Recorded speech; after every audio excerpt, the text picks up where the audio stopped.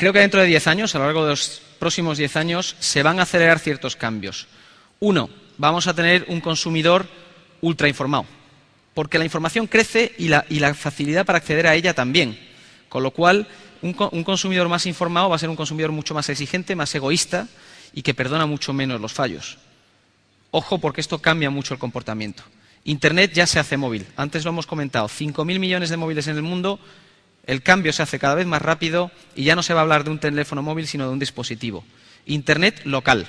Estamos en un fenómeno global que va a permitir que lo local se desarrolle todavía con más fuerza, con más empuje.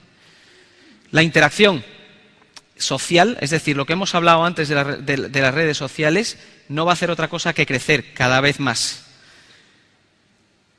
La televisión, la radio, la prensa, los libros, todo va a converger hacia Internet dentro de 10 años. Perdón. Y yo no sé si habéis oído hablar de la nube. Si no habéis oído hablar de la nube o del cloud computing, es el momento de que empecéis a oírlo, porque yo creo que va a ser la palabra de moda durante los próximos 2 años. Intentaremos explicarlo. Y por último, Internet es un mundo para egoístas, enfocado siempre en la gratificación instantánea. Yo entro porque sé lo que quiero y lo quiero ya. Veamos cada uno de estos casos. Veamos el primero.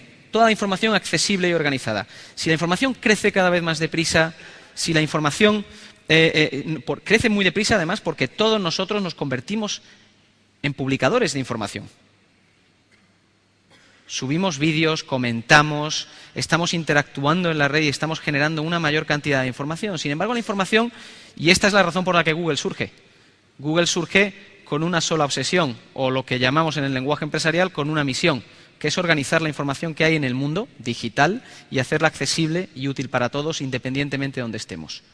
Eso es todo lo que hace Google, que por cierto es más que un buscador, porque en el fondo son muchos los productos y servicios que se lanzan con esta única idea.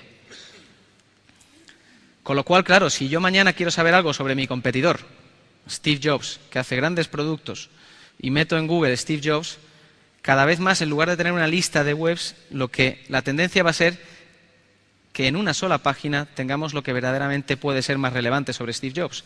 Lo primero, normalmente, lo que la gente suele consultar más, las referencias en Wikipedia, como me ha pasado con el excelentísimo vicepresidente. Su primer resultado era Wikipedia. Lo segundo, pues lo más pedido, que es su discurso de Stanford del año 2005, que si no lo habéis visto os recomiendo que lo veáis porque es verdaderamente estimulante y motivante. Luego viene su bio oficial. En tercer lugar, su bio oficial. En cuarto lugar tenemos las imágenes suyas y aquí tenemos, bueno, pues la primera página web que hay, que en este caso habla de su salud y de su energía. En un solo vistazo, una idea sobre Steve Jobs muy rápida, porque la información crece. Pero cada vez más, y con la aparición del móvil, la información se hace más relevante. Hoy, con esto, que ya no es un móvil, podemos fotografiar un código de barras en un supermercado y tener toda la información sobre ese producto. Toda la información sobre ese producto. Y en Estados Unidos no solo eso. Podemos saber también, como veis en el segundo caso, dónde está ese producto y, como en el tercer caso, en qué tiendas y con qué precios podemos comprarlo. Y esto fotografiando un código de barras, esto a Sabeco a lo mejor no le hace gracia, pero esto es una realidad también que vamos a tener muy pronto. Transparencia en precios, gracias a Internet. O también nos va a permitir encontrar quién de nuestros amigos está por aquí cerca buscando cosas parecidas a lo que nosotros queremos encontrar o quién lo ha buscado. Pero además podremos comparar cada vez más cantidad, más calidad de información y más categorizada. Con lo cual esto se hace cada vez, estamos acostumbrándonos a tener todo aquello que queremos en el momento que queremos y a compararlo con todo.